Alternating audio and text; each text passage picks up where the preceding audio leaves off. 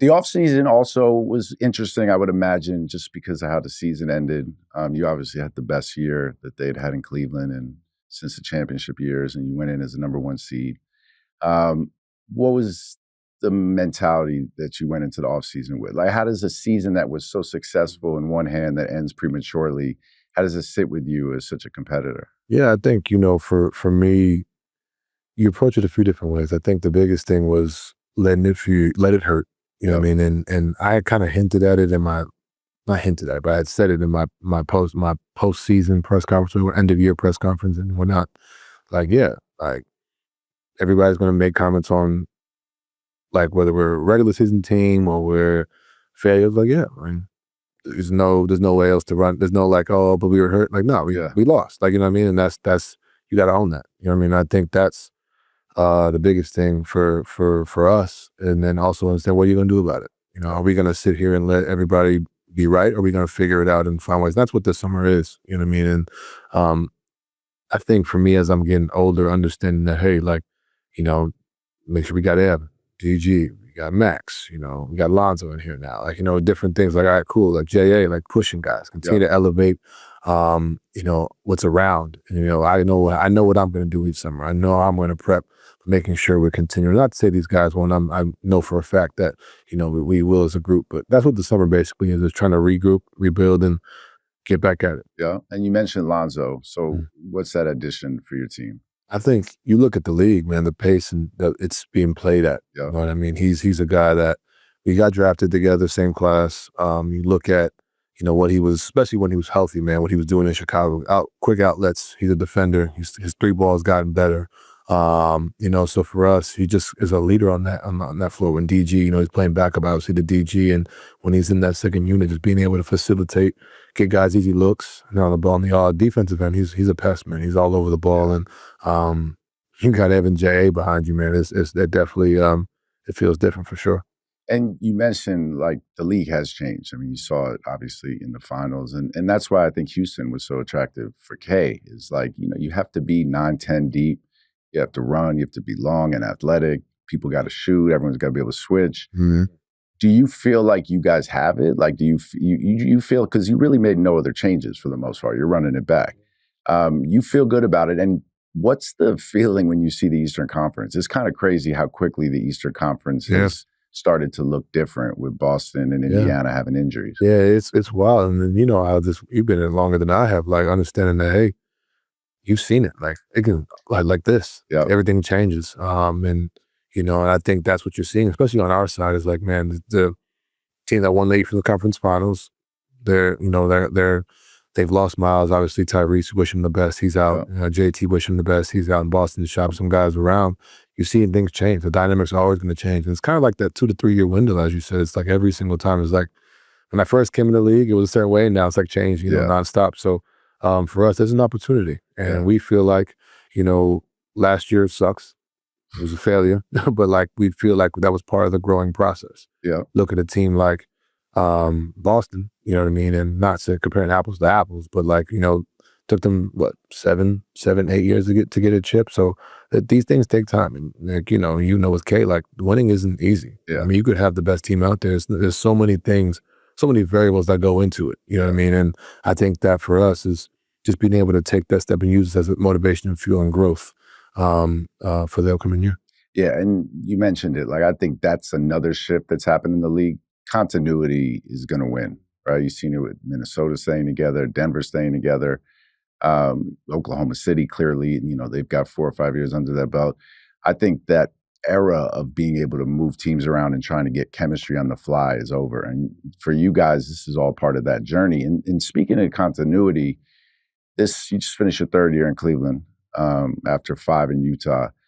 Is it home? Do you feel like a Cleveland Cav? Yeah, I feel like, the biggest reason why I signed, outside of basketball fit, and you like, the biggest thing when you sign somewhere, you're not just hooping there. Like you live there. Yeah. Like your day-to-day is there. And I don't have kids or anything, but like that's family, that's home. Like, you know what I mean? And so for me, that was big into why I stayed. Understanding like this is where I want to be. And before that, for like 4 or 5 years, everybody was like, where's he going to next? Yeah. You know what I mean? But it was great to finally have, that out the way. like, all right, cool. This is where I want to be. This is home, and I feel like the community has embraced me. The city's embraced me. I've embraced them, and I don't just hoop. You know what I mean? I go out there, go to Browns games. I'm at Guardians games. I'm at high school games. Yeah. There's a lot that I enjoy about being there, and there's also a peacefulness of it as well. You keep mentioning like KD, LeBron, Steph. You know, you are very much that of this era, right? Like there are these like 5-10 year eras. There's some guys that transcended and stayed in the league for 20 years. Do you obviously see yourself like that? You have the credentials, but do you feel like you have been perceived enough in that way for yourself, and does it matter? Personally, yeah, I feel like I'm there 1,000%. But I think, and I talked about this, I think for me to be perceived in that space, got to get to the conference finals. Yeah. Got to get to the finals. Got to get, honestly, just past the second round. Yeah, I mean, that's not my goal to make the conference finals and that be it. But I think that definitely affects the perception. Does it piss me off? Yes. I think for me, it's more of, I understand it, I accept it, and that's what I'm working towards. Some guys never get there, you know what I mean? But I'm not gonna stop, you know what I mean? And, you know, God forbid, you know, 8 years from now, whenever I'm done playing, I don't make it, I'm gonna have had a hell of a career, and I'm gonna be happy about that. But right now, I have an opportunity to fix and change the perception. So I'm gonna go out there and work my butt off every day, not just for the people, for myself, because like I want to be there just as much as, you know, you're put in these spaces for sure. Yeah, because you're right though. Like you know, you just were first team All NBA. You've done it all, like in 8 years. But I used to give Kevin earlier on when I said like, but we got to do more of this. And he'd be like, all I have to do is play in May and June, bro. That's it. Because all I have to do is play in May and June. That's it. And I think it's funny. I tell people that all the time. Like, you don't want to worry about nothing else. You play in May and June. Yeah. Everything takes care of itself, and that's to the team success. This isn't just a Donovan thing. Hey, like we as a group, we all get there, everybody's life changes. Yeah. We get to that point, it's not just about everybody, all 15. Shoot, we had the best record in the league, and we've lost like 6 coaches.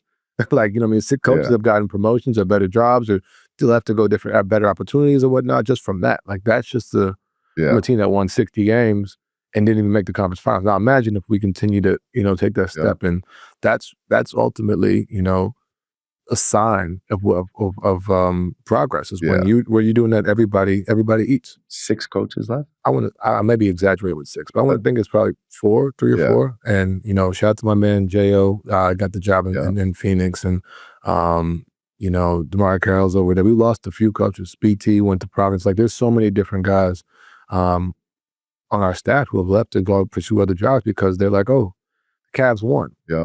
We want part of that winning environment. We want to bring that here. So that's to your point. It's the coach's version of playing in May and June. Exactly. May and June, like everybody eats somehow, somewhere. Yeah. Kenny got coach of the year. Evan got defensive player of the year. Like I'm first team, you know, DG's an all-star. It's just a product of, you know, the environment of the group. 7 signature shoes. Yes, sir. Year 7. That's real. Why is signature shoes so like emotionally a thing for athletes? I think I really think it's a unique space. I think it's another way. It's a first team All NBA. It's an MVP conversation. It's a championship. It's another like thing. You know what I mean? I think that's why I think it's a competitive thing. I think everybody wants one because it makes you feel like you are up there where you're right. And I think that's and obviously like my generation, we grew up on Jordan and Bron and K and all those guys, and that was like Kobe. Like, all right, cool, we want that. So now I'm in the position where I'm that guy, and it's like, it's a blessing. Yeah. It's special to be not just for 1, but for 7. You know what I mean? And I think that's where God is good, and just you're doing something right. Yeah. Like, you know what I mean? You're not just here. You know what I mean? So like to my point earlier, like I always look back and be like, hey, I had a hell of a career just off of this. You know what I mean? And so to have 7 shoes and working on 8 and 9 in the future is a blessing for sure. What was Rick Pitino like in your life, man? Because I'm you know, I grew up in New York. Mm-hmm. I remember I am older, so I remember when he coached the Knicks. I'm a big time St. John's fan. What he did quick at St. John's is incredible. What was those 2 years with him like? I tell people all the time, like those were be careful when I say this. They were the worst 2 years, but the best 2 years of my life. I think for me, I was always a dog. I was always hungry, but there's like a level, like another level. It's like another button to be pushed. And that man is the master of finding whatever that is and pushing it. Yeah. And pushing it. And before I got in there, he had a lot of guys transfer because some guys just weren't I wasn't going to stop. Yeah. Like, you know what I mean? And he was crazy. I tell everybody, I told my guy Ian Jackson who committed there, and I was like, and Bryce who committed there, they called me. I was like, yo, what's he like? I said, y'all better be ready. Like, I get Ian, like I told her, Ian, I know you're a McDonald's All-American, but he's not. You ain't gonna care. You don't care. Yeah. Like, you know what I mean? Like, you got to be ready on the day-to-day. And, you know, and I have no doubt they'll succeed and do well. But for me, when I was there, like, I was still trying to prove. I was top 50, but like, I'm trying to be top 25, try to be top 10. Like, the NBA wasn't even a thought. It was just, how can I get there and make the rotation and play? And then my second year, it just took off from the work. I couldn't even shoot my first year. Wasn't even a shooter. And him and you know, Ralph Willard? Yeah. Yeah, they helped me, you know, change my jump shot, get arc on my jump shot. And yeah, but it was an amazing year. Really helped grow like the dog inside of you. You like watching the St. John's team? Man, I watched the, what's the little show they have?